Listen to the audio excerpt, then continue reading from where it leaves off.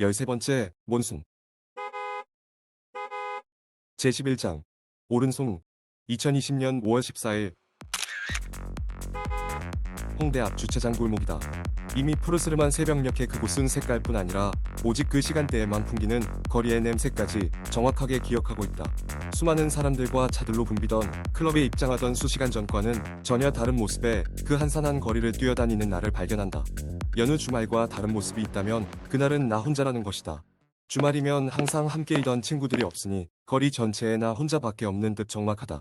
그곳에 주차된 차들이 무질서하게 보이는 건 그들이 주차를 아무렇게나 해서가 아니고 넓지 않은 주차장의 구조 때문이다. 원래부터 부족했을 공간을 최대로 활용하기 위해서는 숨어있는 1cm마저 찾아야 했을 것이다. 난 홍대 앞에 그런 약간은 정리가 덜 된 모습을 좋아한다. 들쭉날쭉 주차되어 있는 차들 사이로 경사진 비탈길을 힘차게 뛰어오른다. 그런 나의 얼굴에는 웃음이 가득하다. 밤새 독한 술을 마셨지만 취하지는 않았다.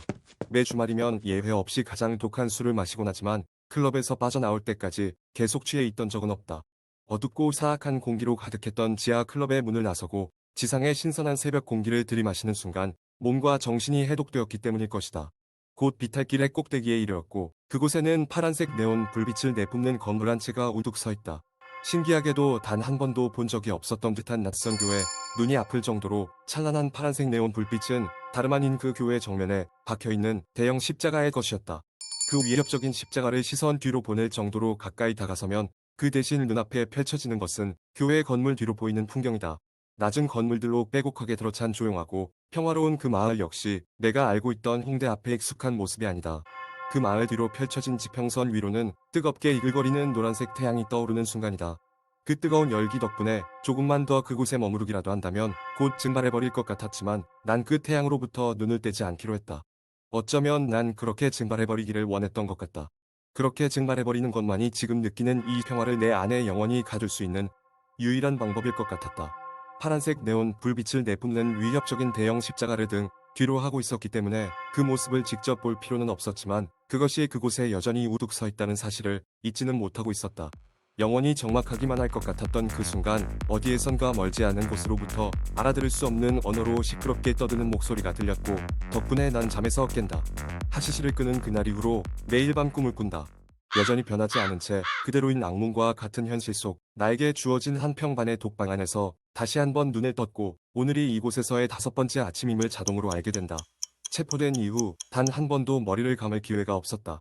거울도 없고 내 모습을 반사할 유리도 없기에 그런 나의 몰골을 확인할 수도 없었다. 그러한 사실이 이곳에서 갖는 매우 심각한 불편함은 아니지만 생각해보면 그것이 그리 불편하다고 느끼지 못하고 있다는 사실은 내 마음을 새삼 불편하게 한다. 나에게 깨끗한 물과 심루피자리 일회용 샴푸가 있어서 머리를 감을 수 있다면 참 좋겠다는 생각이 든다. 하지만 꼭지가 없는 수도꼭지에서 간신히 새어 나올 뿐이었던 빨간 물조차 말라버린 현재 상황으로 봤을 때 나의 그런 바람은 당분간 이루어지지 않을 것이 분명하다. 프리앙카를 보좌하는 그 경찰의 정보가 틀리지 않았다면 나에게 남은 이곳에서의 시간은 이제 이틀뿐이다. 이렇게 머리도 감지 못하고 거울을 볼 수 없더라도 이틀 정도라면 버틸 수 있을 것이다. 오늘의 2번째 차이가 도착했다. 이곳에서의 5번째 날도 이미 오후 1시 반이 지나고 있는 것이다. 기상과 동시에 그리고 오후 1시 반 하루 2번 짜이가 가득한 양동이를 든 수감자와 그 업무를 감독하는 교도관이 나의 방을 방문한다. 덕분에 잠시뿐이지만 갖게 되는 사람과의 만남 역시 어느새 그들이 나눠주는 짜이만큼이나 반가워진 듯하다. 짜이를 배분하는 봉사활동을 하는 장기수들은 항상 여유로워 보인다. 그들과의 대화를 특별히 기대하거나 의도하지는 않지만 가끔은 먼저 내게 농담도 하고 물어보지도 않은 바깥 뉴스도 전달하는 그들에게서 느껴지는 여유로움은 나를 편안하게 한다. Kim Jong-un is dead. 작은 키와 왜소한 몸에 비해 커다란 머리, 그 사이사이로 보이는 깊고 오래된 상처들, 그의 곱슬머리로 채워져 있어야 할 그 공간들이 텅 비어 있기에 마치 몹쓸 병이라도 앓고 있는 듯한 모습에 Arjun, 나에게 그렇게 털어놓았다. really, how? 사우스 코리아와 노스 코리아의 관계가 사우스 인디아와 노스 인디아의 그것과 별 다르지 않다고 믿는 아주는 김정은과 같은 코리안인 나에게 그런 중요한 뉴스를 신속하게 전달할 수 있게 된 것에 스스로 뿌듯한 듯 어깨를 한번 흠쓱했다. 철장문 앞에 내려놓은 스테인리스 물컵에 짜이를 다 담아내기도 전에 재빨리 뉴스를 던져야 했던 그는 분명히 그 뉴스를 우연히 듣게 된 순간 며칠 전이 독방에 새로 감금된 한국인인 나를 생각해내었을 것이었다. 그런 무기징역 살인범을 Origin. 단번에 실망시키고 싶지 않았다. Coronavirus, they say. 그는 마치 기다렸다는 듯이 그가 믿고 있는 또 다른 소중한 정보를 나에게 주저없이 나눠주었다. Damn, what a news. Thank you, Origin. Please keep me updated. 하마터면 웃음을 터뜨릴 뻔한 걸 간신히 참고 최대한 진지한 표정으로 그렇게 말했다. 동시에 그가 믿고 있는 그러한 사실을 믿을 수 있는 그의 순수함이 부러웠다. No problem, I will watch another news tonight. By the way, I like his sister, Kim Yo Jang, she's freaking hot. 몇 개 남아있지 않은 얼룩진 이발들을 드러낸 채 환하게 웃으면서 그는 나는 볼 수 없는 오른쪽 방으로 이동하였고 그들이 지나가며 바닥에 흘린 자의 위로는 어느새 기름진 몸뚱이를 한 똥파리들이 새까맣게 꼬이고 있었다. 그렇게 오늘도 시간은 흐른다. 그리고 이곳을 벗어날 시간이 다가올수록 나는 더욱 초조해진다. 앞으로 이틀만 지나면 이곳을 벗어나는 것이 누군가에 의해 이미 수일 전부터 결정되어 있던 사실이라고 믿기에는 짜이 양동이 외에는 아무도 나를 방문하지 않고 있는 지금의 이 현실이 수상하기만 하다. 내가 가진 공포와 의심이 저 앞에 놓인 쇠창살 사이도 빠져나가지 못할 만큼 큰 것이었나? 그것들은 왜 나와 함께 이 작은 방 안에 갇혀있기로 한 것인가?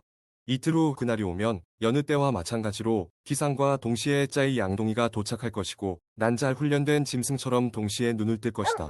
그리고 오늘 아침에도 그랬던 것처럼 그날이 이곳에서의 7번째 아침임을 자동으로 알게 될 것이다. 밤새 비어버린 속을 달래기 위해 습관처럼 일단 짜이를 들이키겠지만 여전히 지워지지 않은 지난밤 꿈의 기억을 쫓기에 너무 늦지 않았음을 아는 나는 또다시 모포를 머리 위로 뒤집었을 것이다. 그리고 약간의 시간이 흐르고 두 번째 그 자리에서 일어났을 때 나를 기다리고 있는 건 이곳에서 마지막일지도 모르는 7번째 아침 식사일 것이다. 노란 달과 밥, 그리고 차파티, 또는 검은 달과 밥, 그리고 차파티. 금방 찾아올 배고픔이 두려워서 또 한 번 억지로 그것들을 먹어 치우기로 스스로 다짐할 거고 그렇게 할 것이다. 그러면 그 외 달리할 것이 있을 리 없는 난 천천히 꼼꼼하게 입안 구석구석 최대한 오랜 시간 양치질을 할 것이고 무엇인가 할 일이 있음에 감사하며 단 한 번도 그리고 내 전에 이 방을 거쳐간 그 누구도 청소한 적이 없는 것이 분명한 반쯤 박살난 좌변기에 다리가 저려올 때까지 앉아있을 것이다. 그 위에 앉아있는 동안은 그 누구도 밖에서 나를 쳐다볼 수가 없고 나 역시 앞에 보이는 맨 벽밖에는 쳐다볼 것이 없다. 그렇게 앉아있는 동안 빨갛게 녹이 슬어버린 한때는 계좌 기름통이었던 오래된 양철통 속에 받아진 빨간 물로 조심스럽게 오른손을 적시고 엉덩이 사이를 닦는다. 더러워진 손 위에 물을 흘려보내고 다시 한번 엉덩이 사이에 손을 넣어 닦는다. 그렇게 양철통 속에 물을 닿을 때까지 반복한다. 최초 한두 번은 손 위에 똥이 묻어나겠지만 횟수가 반복될수록 그 양은 줄어들 것이고 결국은 눈에 보이지 않을 정도가 될 것이다. 그들은 똥을 닦는 손은 반드시 왼손이어야 하고 오른손은 밥을 먹는 손이라고 주장하지만 난 비밀스럽게 그 모든 것을 오른손으로만 한다. 그들의 말대로 하기 위해 노력해본 적이 없지 않지만 왼손으로는 도저히 적당한 각을 잡을 수가 없다. 왼손으로는 똥도 닦을 수 없는 나는 오른손잡이다. 그렇게 해서 최대한 지연하기 위해 노력한 모든 오전 일과도 결국 어쩔 수 없이 끝이 나버리면 또 다시 오후 1시 반이 될 것이고 어김없이 짜이 양동이가 도착할 것이다. 이곳에서 7일째인 이틀 후 그 시간이 되었는데도 나를 방문하는 이가 아무도 없다면? 오후에 도착한 짜이도 다 마셔버렸는데 나를 방문하는 이가 여전히 아무도 없다면? 분명히 7일이 다 채워져 가고 있는데 모든 것이 똑같기만 하다면? 난 내 머릿속을 가득 채운 의심과 피 속에 진하게 번져버린 두려움을 극복한 채 앞으로 다가올 미지의 시간을 살아낼 수 있을까? 그 모든 것에 대한 답을 얻게 될 그날이 이틀 앞으로 다가왔다. 하지만 난 이미 그 이후의 날들에 대해 걱정하기 시작했다.